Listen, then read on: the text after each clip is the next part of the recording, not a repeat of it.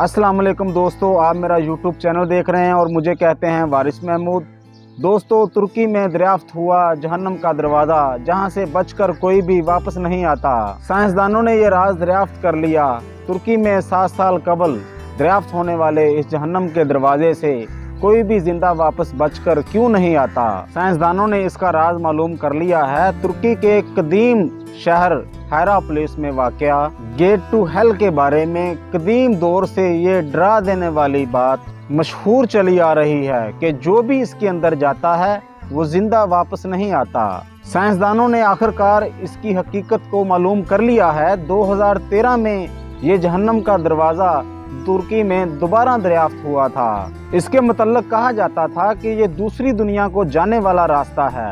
जो भी इसके अंदर गया वो वापस नहीं लौटा। ये पत्थर से बना हुआ एक दरवाज़ा है जो एक गारनुमा कुएं की तरफ जाता है। इसको एक खुले मैदान की दीवार के साथ बनाया गया था। इसके चारों तरफ पत्थर था जो कि ज़ायरीन के बैठने की जगह थी। इसके ऊपर एक मंदिर था।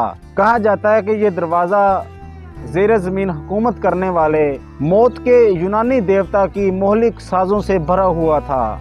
जो भी इसके करीब जाता था मौत के मुंह में गिर जाता था। ये दरवाज़ा एक गार की तरह का स्ट्रक्चर है जिसकी दीवार बड़े बड़े पत्थरों से बनी हुई है और ये चंद फुट का दरवाज़ा भी पत्थरों से ही बनाया गया है जो कि आधे से ज़्यादा ज़मीन में धंस चुका है। और कहा जाता है कि ये ज़मीन से इतना बाहर है कि आदमी इसमें बआसानी से दाखिल हो सकता है। इसके मुतल्लक पाई जाने वाली कहानी 2000 साल कबल यूनानी माहिर जोग्राफिया स्टार्को ने अपनी किताब में लिखी, जो ऐसी मशहूर हुई कि आज तक लोग उस पर यकीन रखते हैं। दरअसल उस दरवाजे के अंदर ऐसा गुप अंधेरा है कि अंदर कुछ भी नजर नहीं आता। और कहा जाता है कि ये कदीम जमानों में यूनानी लोगों ने देवताओं के लिए कुर्बानियां देने की गरज से बनाया था। अब साइंसदानों ने यह मालूम कर लिया है कि इस दरवाजे के अंदर बहुत गहराई है और आबो हवा बहुत ही नमी वाली है और उसमें कार्बन डाइऑक्साइड की तादाद इतनी ज़्यादा है कि कोई भी चीज़ इसमें ज़िंदा नहीं रह सकती।